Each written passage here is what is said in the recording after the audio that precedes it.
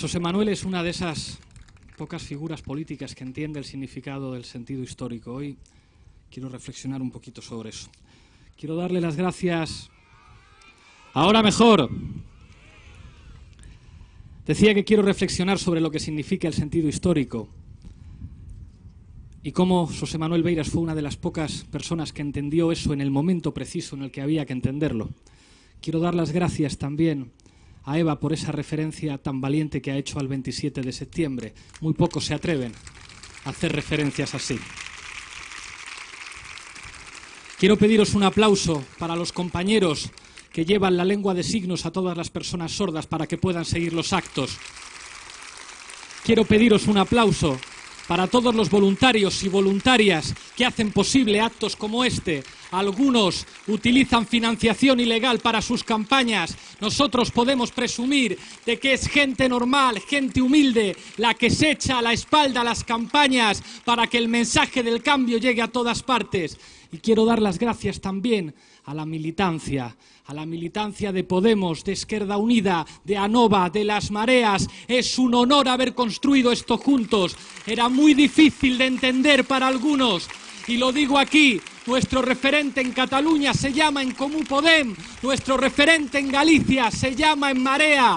Costó mucho, a veces hay que ceder, pero hoy estamos más cerca del cambio político porque teníamos claro que no hay siglas que estén por encima de la posibilidad del cambio. Y como secretario general de Podemos estoy orgulloso de que nuestra referencia en Galicia sea En Marea.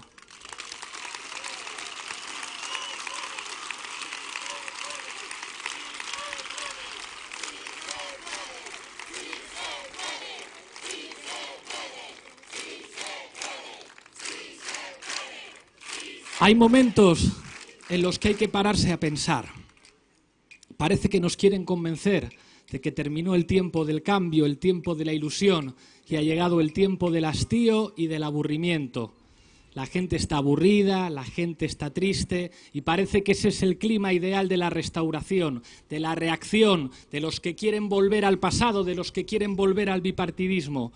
Y yo solamente os pido que reflexionemos un momento. El Partido Popular saca pecho cuando tienen resultados electorales equivalentes a los de 1989. El Partido Popular en Galicia, que por primera vez puede perder la Xunta, no ante un candidato del PSOE, ante el candidato de En Marea, y dicen que las cosas no han cambiado. ¿Qué es lo que pasa? En el Partido Socialista, lo decía alguien tan poco sospechoso como Iñaki Gabilondo, el doble bloqueo de los noes. Los que defienden la estrategia tradicional del partido, hay que dar una abstención, hay que pactar con el Partido Popular, y los que no se atreven, y no se atreven no tanto por razones ideológicas, sino porque este país no perdona gobernar con el Partido Popular. ¿Qué es lo que ha tenido que pasar para que los que pactaron la reforma del artículo 135 de la Constitución, entregando la soberanía, ya no se atrevan? Han cambiado muchas cosas, nada de hastío, nada de aburrimiento. Si hay bloqueo político en este país es por el miedo de los poderosos al cambio. Vamos ganando, que a nadie se le olvide lo que ha ocurrido en Madrid, en Barcelona, en Cádiz, en Coruña, en Ferrol, en Compostela. Que a nadie se le olvide que ya estamos gobernando, que a nadie se le olvide que en muchas comunidades autónomas somos imprescindibles y que la Xunta de Galicia va a tener un presidente de En Marea. ¿Quién habla de hastío? Solamente los que esperan la reacción, los que esperan la restauración, los que no entienden lo que ha ocurrido en este Estado en los últimos años. Nos están mirando en toda Europa, porque la crisis que se está produciendo en toda Europa solamente ha tenido una traducción de los defensores de la justicia social en el Estado español. ¿Cómo que hastío? ¿Cómo que aburrimiento? Si lo que está ocurriendo aquí no ocurre en ninguna parte. No os olvidéis de lo que significó el 15M. El 15M implicó una crisis orgánica porque la gente dejó de confiar en los partidos tradicionales, porque la gente dejó de confiar en las élites económicas tradicionales, porque desapareció ese concepto ideológico de clase media, cuando resultaba que las clases medias eran desahuciadas, cuando resultaba que las clases medias tenían abuelos y abuelas que no eran atendidos en un hospital, cuando resultaba que las clases medias, la base ideológica de la estabilidad de cualquier sistema político, se refería a las élites llamándoles por su nombre: mangantes, golfos, casta. Eso es lo que pasó en este país.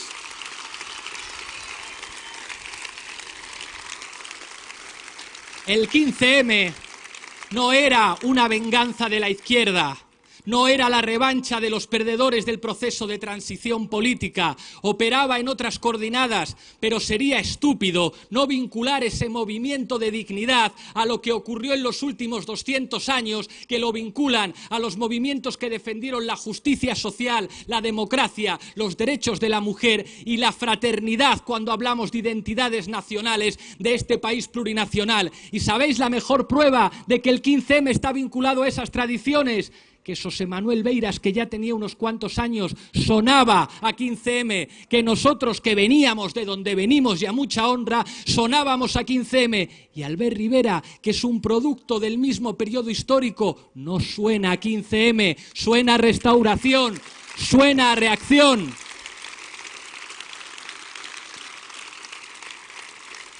La primera traducción electoral del 15M no fue Podemos, fue AGE. Y no fue AGE porque se juntaran dos partidos. ¿Vosotros pensáis que si el candidato no hubiera sido José Manuel Beiras, Esquerda Unida y Anova hubieran tenido ese resultado? Ese es el sentido histórico, que había un candidato que sabía hablar a la gente hace 4 años, que hablaba con otro lenguaje, que sonaba diferente. Yo estuve aquí, yo vi cómo Feijóo, al que José Manuel llamaba frijol, estaba encantado de debatir en televisión con los líderes de los otros partidos. Con Beiras no se atrevía. Yo vi lo que pasó, trending topic en todo el Estado español cuando por primera vez le entrevistaron en la televisión. Esa fue la primera traducción electoral del 15M. Beiras sonaba 15M, AGE sonaba 15M, más allá de los partidos que estuvieran dentro. Era otro lenguaje, otra manera de estar, otra manera de ser, hasta otra manera de vestir.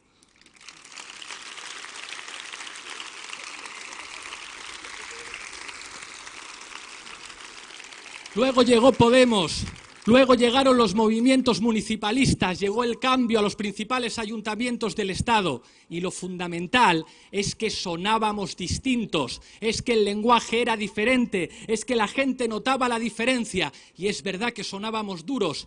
Porque lo principal del lenguaje del 15M, del lenguaje de AGE, del lenguaje de Podemos, del lenguaje de Unidos Podemos, del lenguaje de todos esos militantes que venían de la izquierda tradicional y entendieron con sentido histórico lo que estaba pasando, es que lo fundamental no eran las identidades ideológicas, era politizar el dolor. Y no hay nada más ideológico que politizar el dolor. Politizar el dolor es hablar de desahucios, es hablar de camas de hospital que faltan, es hablar de niños que estudian en barracones, es hablar de industria que se destruye, es hablar de migración. Eso es hablar de política, hablar del dolor. Y politizar el dolor suena duro, suena fuerte, suena más a Bruce Springsteen que a Coldplay. Suena más a Siniestro Total. Pero hacer política está lleno de peligros. ¿Sabéis cuál fue el principal peligro para AGE? El mismo que para Podemos, la institución. Cuando estás en la institución y no gobiernas, la institución se convierte en un peligro porque se convierte en un objetivo político en sí mismo. Los diputados del cambio no tienen que estar solo para estar en comisiones parlamentarias, tienen que estar en los conflictos sociales, tienen que estar con la gente, tienen que saber que la política no es solo lo que se hace en los parlamentos, allí las reglas las dictan las élites, la política tiene que ver con el dolor de tu vecino, La política es que tu vecino no llega a fin de mes. La política es que un abuelo no recibe ayuda por la dependencia. La política es que hay gente que se tiene que ir. Y la institución a veces es enormemente peligrosa porque te hacen hablar de idioteces, de si sudas mucho la camisa, de si el tono es más alto o el tono es más bajo, que si el problema es que pacten los partidos en la mesa y la junta de portavoces. La política es el conjunto de instrumentos que sirven para condicionar la vida de la gente. Por eso a veces las instituciones son peligrosas. Por eso os necesitamos para que nos apuntéis todo el rato, para que cuando estemos en las instituciones vosotros nos tengáis bien agarrados para decirnos que no nos olvidemos que estamos ahí por vosotros y para vosotros, y que el día que nos parezcamos a aquellos a los que estamos tratando de cambiar, entonces no tendrá ningún sentido. El adversario quiere que nos parezcamos a ellos, quiere que vistamos como ellos, que hablemos como ellos, que seamos políticamente correctos en los medios de comunicación como ellos. Pues aquí les digo que no, que llegamos aquí siendo distintos, que a mí me gusta Beiras llamando frijol a Feijó y hablando de la brigada de demolición, que ese es el lenguaje del cambio, que ese es el lenguaje que politiza el dolor.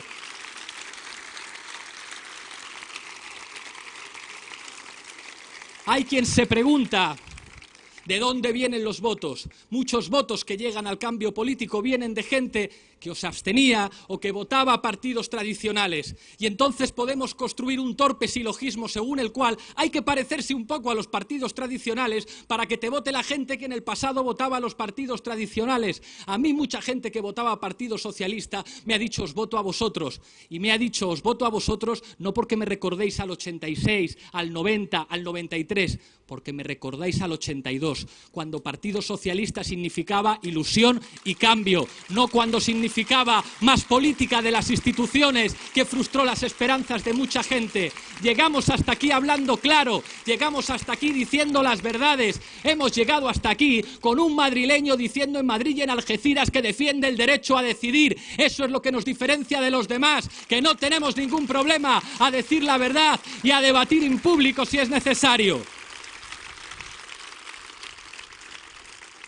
Y el problema ahora es que no le salen las cuentas. No le salían las cuentas después del 20 de diciembre. ¿Por qué se repitieron las elecciones?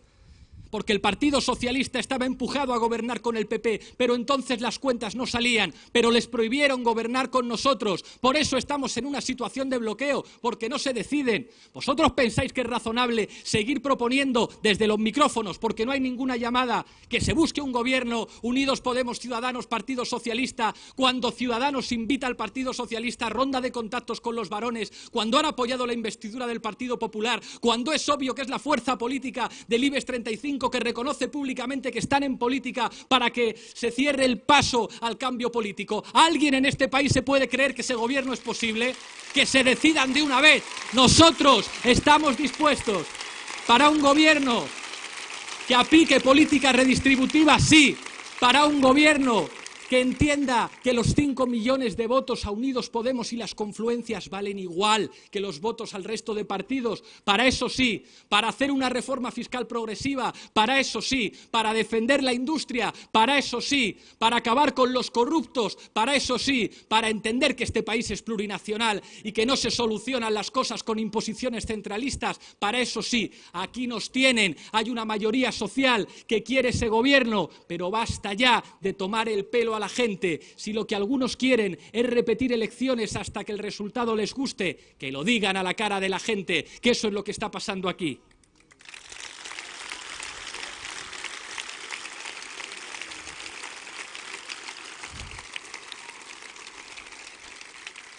Hay muchas dudas de lo que vaya a pasar después del 25.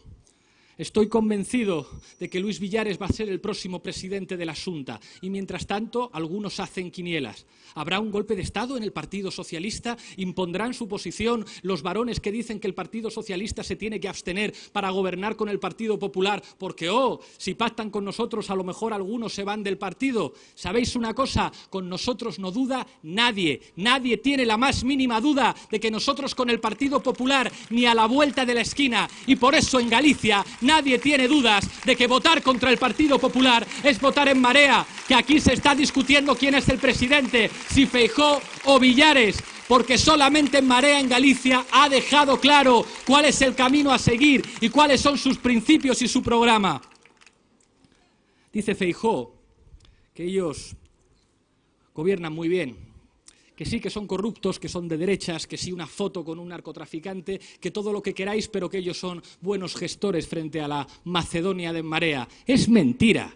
Es mentira. En 7 años de gobierno de Feijóo se ha triplicado la deuda. Dirán, no, pero es que algunas comunidades las han triplicado más o las han aumentado más. Ha aumentado la deuda y luego se supone que éramos nosotros los que no íbamos a pagar la deuda. Resulta que en 7 años se han destruido 150.000 empleos. Resulta que hay miembros de la Consejería de Salud imputados por negar medicamentos a enfermos de hepatitis C. Resulta que aquí se han privatizado bancos de sangre y bancos de órganos. Resulta que en el hospital Álvaro Cunqueiro se han gastado 1.800 millones para solamente 12 camas más, que se ha destruido la industria en este país. No solamente son corruptos, no solamente se hacen fotos con narcos, no solamente son de derechas, son ineficaces, son malos gestores y hay que cambiarlos.